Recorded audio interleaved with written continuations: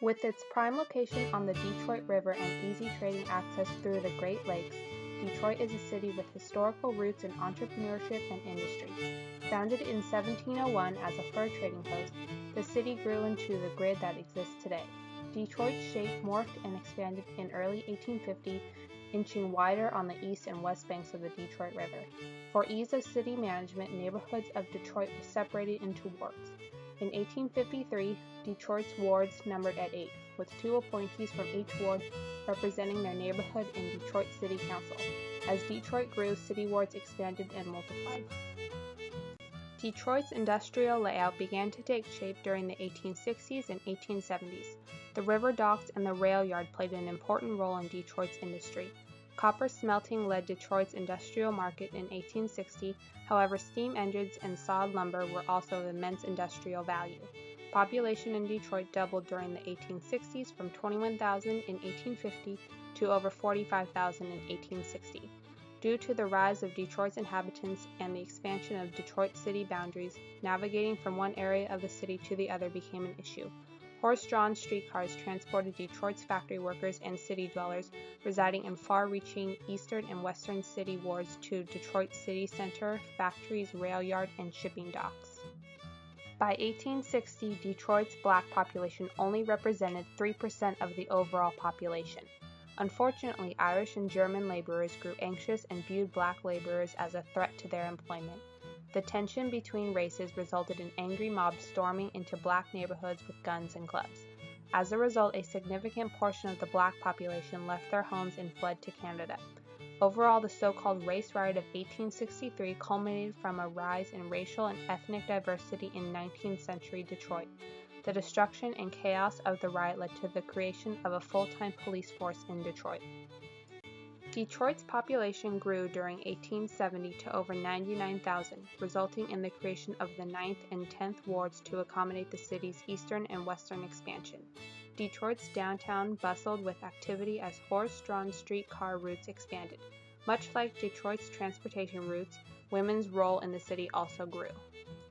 Looking to find a way to assist with the North's stake in the Civil War, Detroit women founded the first Ladies' Aid Society in 1861.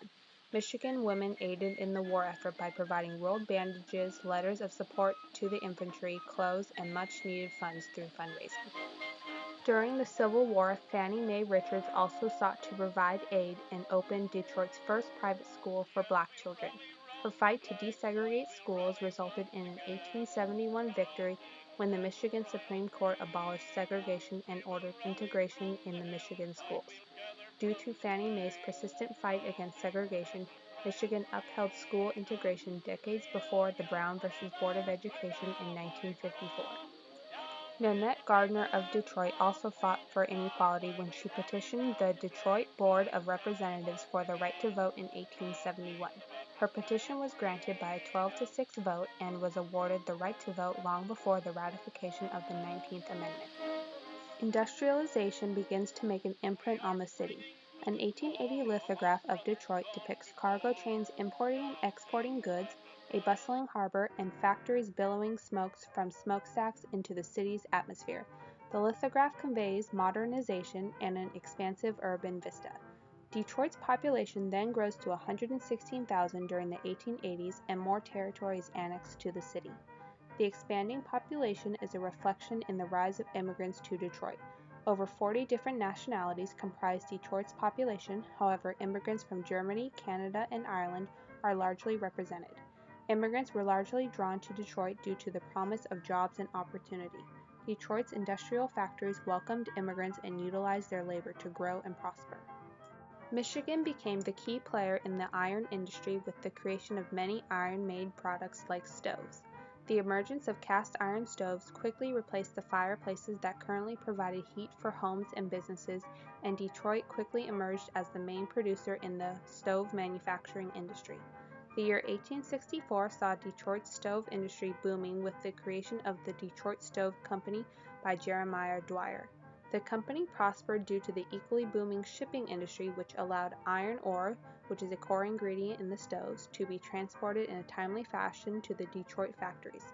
The stove then became a main staple of every suburban home and allowed women to take care of the household more efficiently. Women left widowed by the demands of industrial work accidents, contagious disease, and the health outcomes of hard labor had scarce work opportunities to provide support for their families. In 1888, the founding of the Detroit Women's Exchange assisted widows with gainful employment by providing women the opportunity to sell baked goods, clothing, and laundry services. During the 1890s, the exchange then developed into a woman-run business providing lunches and catering services to Detroit's downtown businesses. As wealth in Detroit rose, domestic labor became an avenue of employment for single women in the 1880s. Young African American girls and women between the ages of 15 through 24 were predominantly hired during this time. Girls were typically hired in homes on Detroit's east side where the majority of Detroit's small African American population lived. As Detroit's workforce was growing, so were some of Detroit's finest entertainment zones. The Detroit Opera House had its beginnings as the main movie palace known as the Capitol Theater.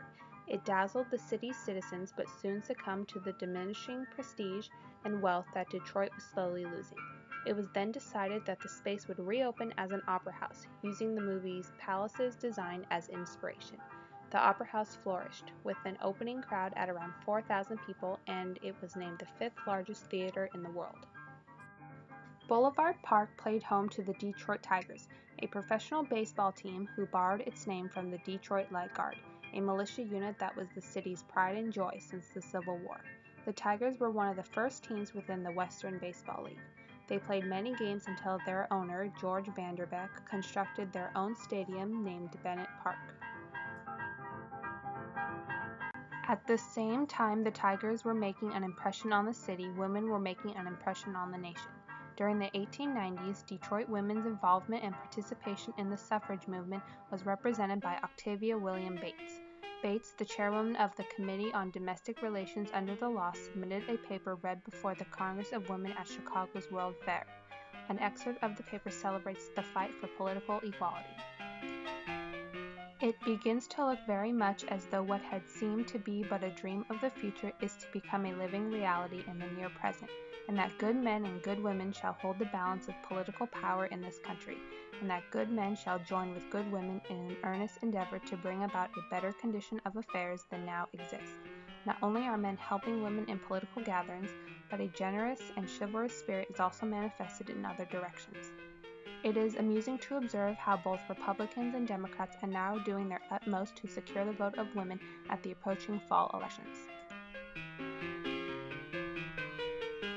Meager men's salaries in industrial jobs required women to work outside the home to aid family subsistence. More than any other job, day work crossed the boundaries of race, ethnicity, citizenship, and marital status. Many women were able to find work as laundresses. Women were also able to find work in Detroit's industrial factories.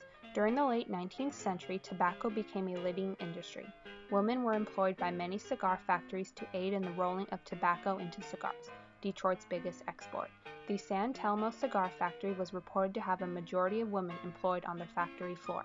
The top 10 Detroit cigar factories were reported to have employed over 3,000 women compared to only employing 300 men. Women were also employed by upholstery factories to aid in the development of upholstery used in horse-drawn streetcars. Everett Upholstery Factory transitioned to automobile upholstery and painted in the coming century, which showed the ease of industrial transition Detroit factories were able to employ upon the rise of technology at the turn of the century. Streets and boundaries of Detroit began to spiderweb to further eastern and western corners at the turn of the century. Detroit's population in 1900 soared to 285,000, and though the city does not crack the top 10 largest cities in the United States, it is ranked as the 13th.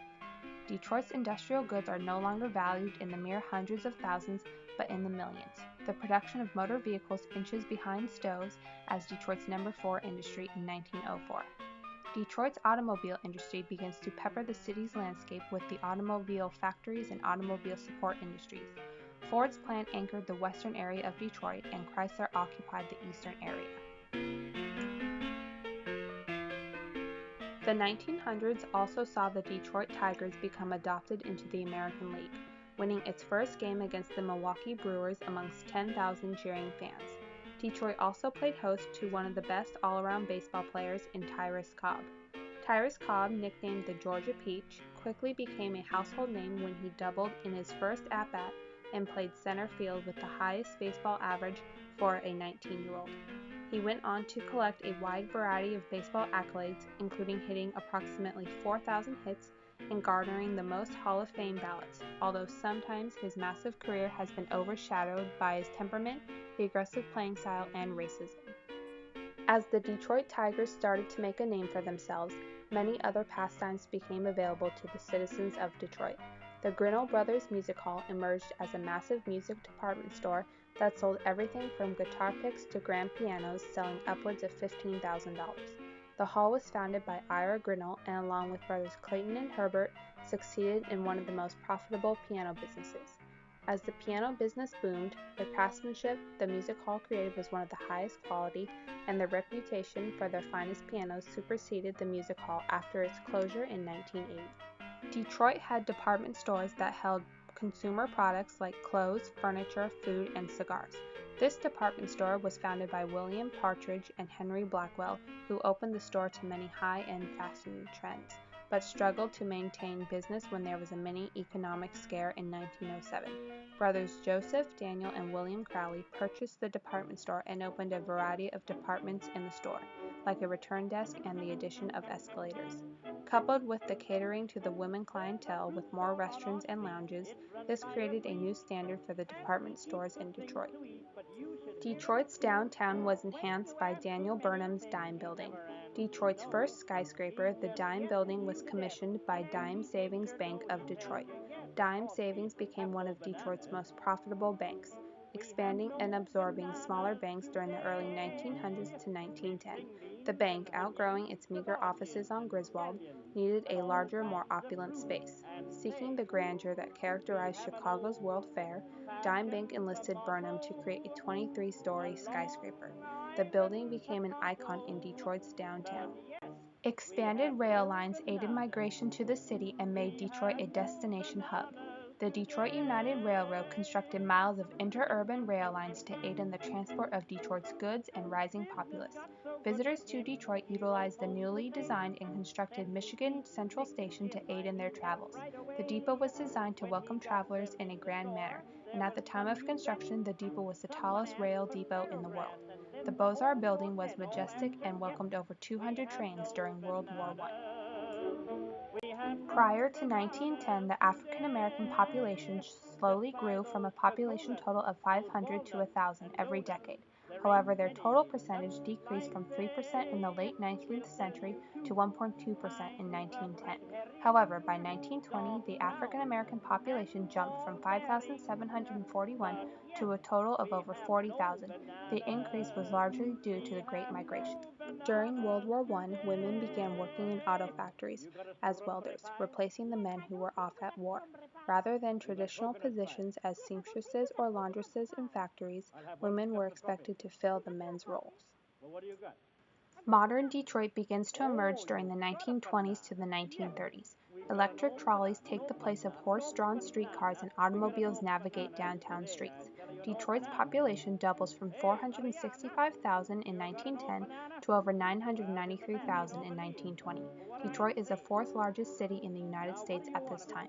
Detroit's boundaries begin to expand toward the north, and farmland is finally annexed to the city, growing Detroit's acreage from roughly 40 square miles in 1910 to over 100 square miles in 1920. The 1920s brought along a decade of racial and ethnic tension in Detroit. Anti-Semitism permeated through Detroit, and most notably, Henry Ford became a staunch supporter of anti-Semitic rhetoric. Ford financed a newspaper company, the Dearborn Independent, that published anti-Semitic material. Most notably, the Dearborn Independent published a series of articles titled The International Jew, in which describes the Jew as a world's problem. The Ku Klux Klan became an urban organization in the 1920s. By 1925, the KKK prepared a movement to take over Detroit, and as a result, Detroit became a center for KKK activity. The images of burning crosses and white hooded men parading became all too familiar. The KKK strongly favored anti-Catholicism and white superiority. At this time, Catholics made up around 35% of the city's total population. In addition, Klan members became fearful of the thought that too many Jews were running stores, too many politicians with funny foreign names were winning office, and the Pope's followers were gaining influence everywhere. Aside from the Klan rallies, the Klan also planned so-called neighborhood improvement associations on the east side of Detroit. The Klan intended to maintain the east side's mainly all-white status.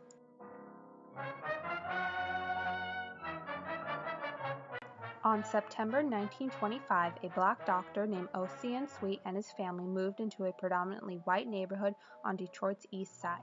Soon after their arrival, the Sweets and their friends were harassed by an angry white mob outside of their home. Shots were fired one evening, killing a white man and wounding another. The Sweet family was arrested and charged with first-degree murder. The NAACP became involved in the case and hired a well-known defense attorney named Clarence Darrow. Sweets defended his action by claiming that he would have to die a man or live a coward. Fortunately, the Sweet family and their friends were acquitted of the murder charges by an all-white jury. In 1975, the Sweet House was selected as a Michigan State Historic Site. Contrasting the rise of the KKK and mounting intolerance, Lizzie Merrill Palmer, wife of prominent Michigan State Senator Thomas W. Palmer, bequeathed a large inheritance to the founding of a school devoted to teaching, studying, and developing the skills of homemaking and motherhood. The Merrill Palmer School, located on Detroit's east side, minutes from Detroit's city center, established the first nursery school west of New York or Boston. The school set the foundations for the modern study of child development. The school's first director, Edna Noble White, the nation's first home economist, expanded the concept of motherhood as a skill and the research worthiness of children's social and behavioral development. Detroit's progressive growth over the decades spanning from 1850 to 1930 resulted in an overall population topping 1.5 million in 1930 and holding steady as the nation's fourth largest city. Growth was a direct result of Detroit's many diverse industries. However, the diversity and abundant industrial community thriving in Detroit attracted a large immigrant community. Rising racial and ethnic tensions negatively resulted from the misperceptions and fear. However, the industry also positively contributed to the city's expansion, architectural developments, the creation of unique entertainment venues, and an environment conducive to expanding women's roles in the city. Detroit in 1930 glittered with promise.